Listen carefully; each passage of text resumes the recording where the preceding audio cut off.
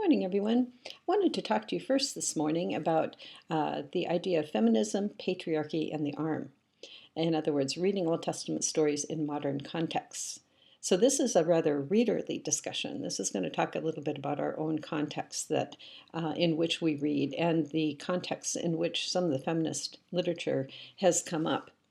Feminism has been described in waves. Okay, the first wave was in the 19th, early 20th century in the UK, Holland, the US, and it addressed official inequities such as the right to vote. Okay, and the goals of that wave of feminism have been actually accomplished in the fact that we do now have the right to vote as females.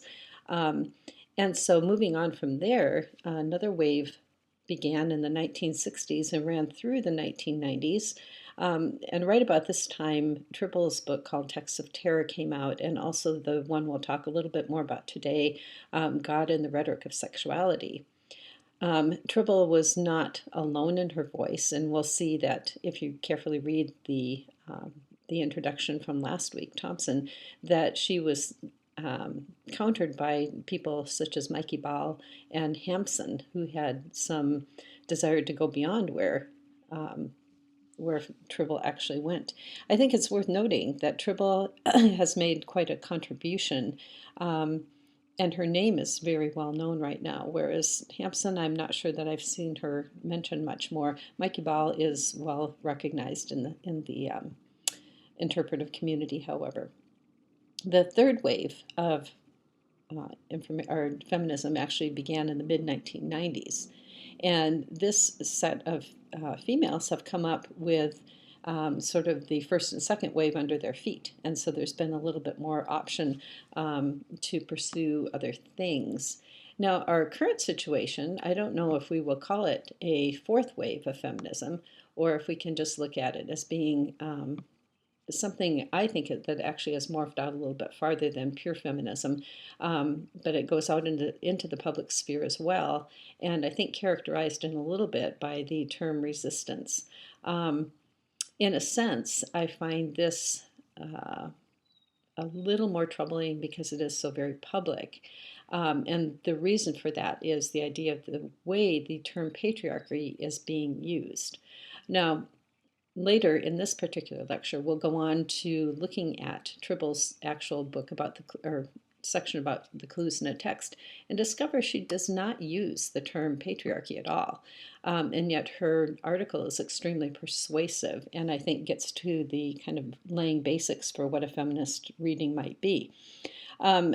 So I've titled this section, Patriarchy, a Useful Description or a Less Useful Buzzword. And my goal here is to get us thinking about other ways to talk about what the sort of problems in the text might be, or the problems in our own culture might be, without necessarily relying upon such a buzzword. The problem with this as a buzzword is that it can tend to read current assessments of things and the situation back onto biblical text. And I think we need to be really careful in trying to define biblical patriarchy.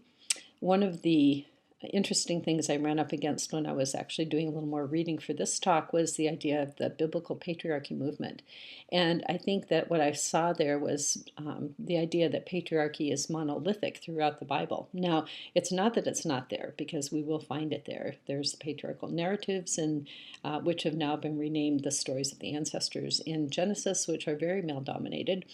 And there are other issues in the prophets, there's other issues in the writings that do tend to take on this topic. However, the biblical patriarchy movement tends to lump them all together.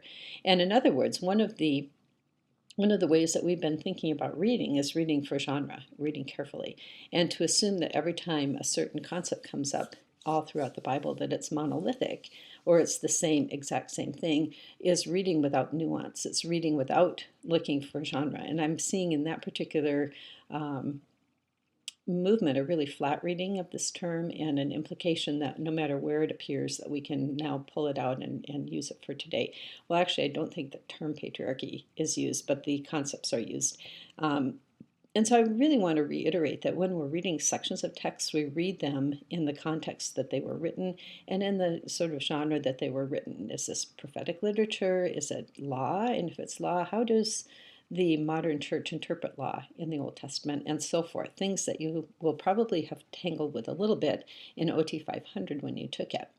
So thinking about that, I want to think about other ways we could maybe talk about this, but let's have a definition here.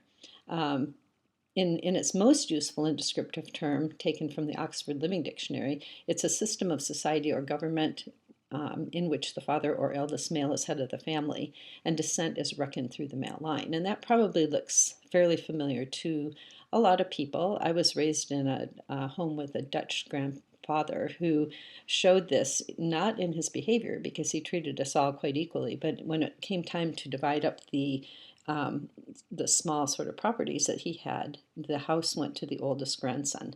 And that was this idea that things kind of were inherited through the male line, which was very interesting. And it was an example of that kind of thing. Now, I wouldn't say that the rest of us felt oppressed at that point, but it was kind of the way things worked at that point in time.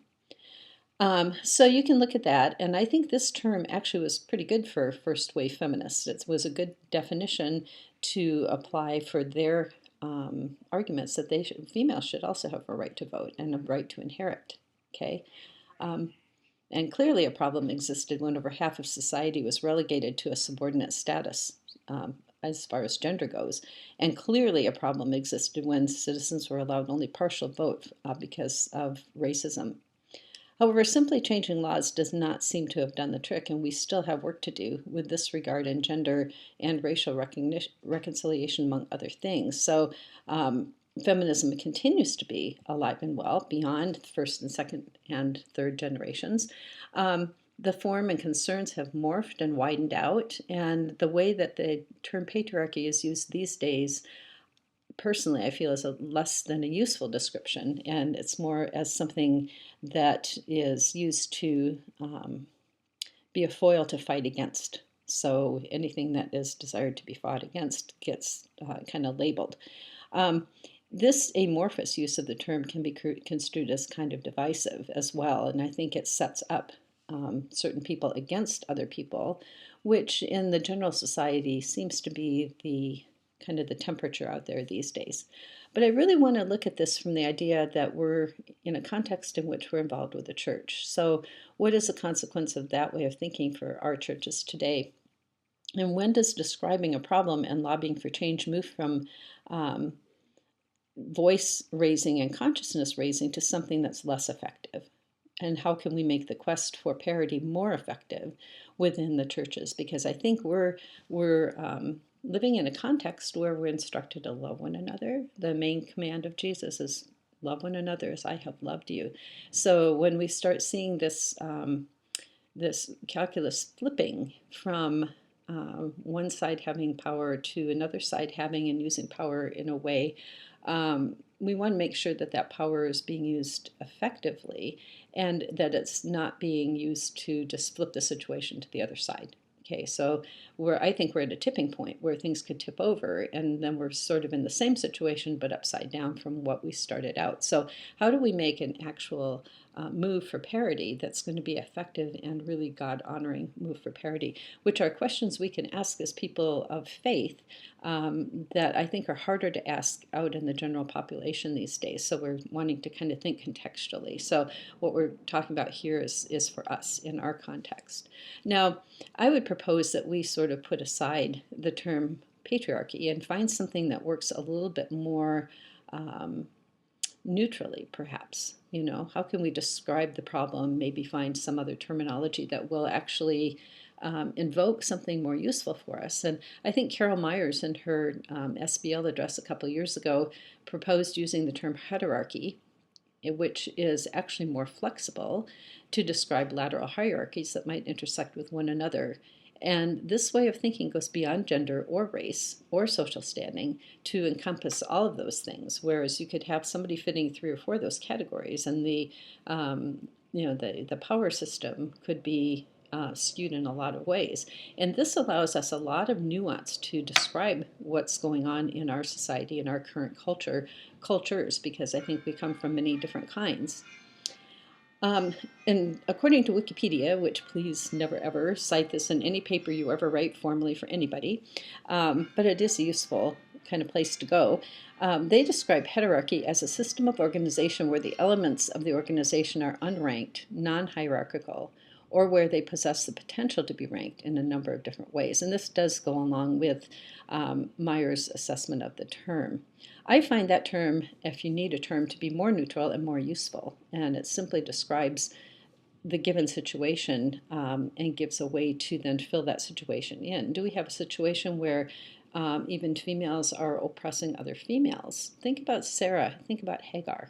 Okay, we can't really say that the oppression of Hagar that Sarah participated in was because of patriarchy per se, but we can say that this was a oppression that was marked by a social hierarchy. The higher social ranking person oppressing the lower social ranking person. And so this helps to describe our situations that we may want to take and address. And again, so simply more neutral and more useful. My concern in trying to find a third way or another way to talk about this sort of works on the analogy of how a healthy human body works, which is a nice analogy that we find throughout Scripture. And I found out for a fact that this is really true 3 or 4 months ago when I fell over. Okay, so I was running along and having a great time. I got to mile 13 of my race and fell over. And when I stood up, I was no longer a healthy human body. In other words, the top of my arm bone had broken, and it had all kinds of immediate effects. Instead of having 2 handy arms for balancing things, I discovered really fast in the next few days, I've got an entire list here. I couldn't tie my shoes, wash my hair, flush the toilet, pull a shirt on overhead, write or type, carry a backpack, carry a tray, carry just about anything larger than a quarter. And it was not going to go away in a day or two. This was going to go on and on and on for quite some time. And the issue is that because of this, it took some time to be one-armed, and it also took a lot of time to recover. So any of you who have discovered having an injury like that requires certain kinds of rehabilitation. One of them is that you use the good arm to lift up the bad arm. We don't say the bad arm. The uninjured arm is used to lift and move around the injured arm. And this, I thought, was a really interesting analogy for what we have going on here. Okay, so we may have gender differences. One gender seems to be extremely strong, the other gender is not so strong. If we want to get the body into good working order, we don't want to have the strong arming the one that's weak. We want to have it coming alongside gently and doing the things necessary in order to pull it into parity. Okay, and this takes a lot of work, and it takes a lot of sort of focus and a lot of work. Now, some of you maybe think I'm thinking that the strong arm is the male gender and the weaker arm in the church is the female gender, but I would venture to say that in a given category, it could be either one. Okay, the playing out of power seems to be very male-dominated sometimes, but the playing out of other Christian virtues seems to be oftentimes on the other side. Patience, gentleness, all of these things. Women have those to just go along with a lot. You know, thinking laterally, women do that really well. So there's strengths that women can bring to this sort of body organization as well. But thinking about the fact that both of these things, both of our arms belong to our body. Both of our arms need to work together in order for life to proceed. Or you're going to get one like really muscular and tired arm, and you're going to get one kind of wimpy and not very helpful sort of arm. And that's not the ideal for getting the job done. We really want to get the job done of being the church, of being the representatives of Christ, getting out there and doing the things we need to do. So my analogy here is meant to encourage us to think about being open and being helpful and being aware of what we're doing when we take on such an issue. We don't necessarily want to be fighting. Okay, I didn't not want my stronger arm to fight the one that was not happy. I wanted it to help it. And that, I think, is what we really want to go for. How can we mutually raise one another up to strength in the Lord rather than simply making this all about power? Because we need to really be careful to marshal our energies that we do have to go into a direction we want to go. So I think it's a really important issue to think about. So as we're thinking about this, we as people who are aware don't necessarily want to go out fighting or flighting all the time. Sometimes we need to learn to just be there and to listen and to kind of go into that place of more gentleness than what the outside world is going to want to go to. So I wanted to go with that kind of analogy there and thinking about strengthening and to pulling this body of Christ into a good balance with itself. Think about how Tribble actually has contributed to the feminist way of thinking, but she has done it in such a way that her name remains very reliable. And her work remains very reliable, which is why we can give it to you as something to read even now. And it comes out being something that you can use. So I would recommend that you go to Tribble and pull out her article that contains, so we've got two, but you want the one from God and the Rhetoric of Sexuality, and have a look at that. Now, I'm going to go ahead and post this. I'm going to come back on with another video because this one's just gone a little too long. So I'll be back shortly with the next